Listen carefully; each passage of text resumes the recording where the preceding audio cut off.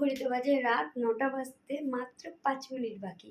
আর এদিকে দেখো সুদীপ্ত দেখো ঘুমিয়ে গেছে, সায়নও ঘুমিয়ে যায়। ওর যেহেতু দাদুর সাথে ঘুমায়, তো ২ ছেলেকেই খাইয়ে ঘুম পাড়িয়ে দিয়েছি।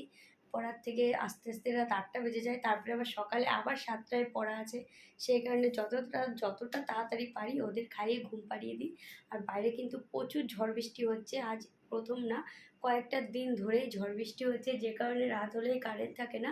আজকে কোন ভাগ্যে কারেন্ট আছে। তো যাই হোক, তোমাদের দাদাভাই গেছে ফুলিয়া কালেকশন করতে, সেখানে গিয়েও ঝড় বৃষ্টিতে আটকা পড়ে গেছে।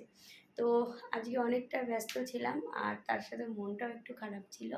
তো আমার মন ভালো করার জন্য তোমাদের দাদাভাই দেখো রজনীগন্ধা স্টিক এনেছে। আর এগুলোর গন্ধ শুকলে সত্যি যেন মনটা ভালো হয়ে যায়। কি সুন্দর গন্ধ! আর এগুলো কিন্তু আমাদের মাঝে, মাঝে এনে থাকে, কারণ আমার ভীষণ ভালো লাগে। ঘরটা পুরো মানে সুগন্ধে ভরে যায়, আমার কিন্তু বেশ ভালো লাগে। তো চলো ঘুমিয়ে পড়ি এখন। সব্বাইকে জানাই শুভরাত্রি, গুড নাইট, টাটা।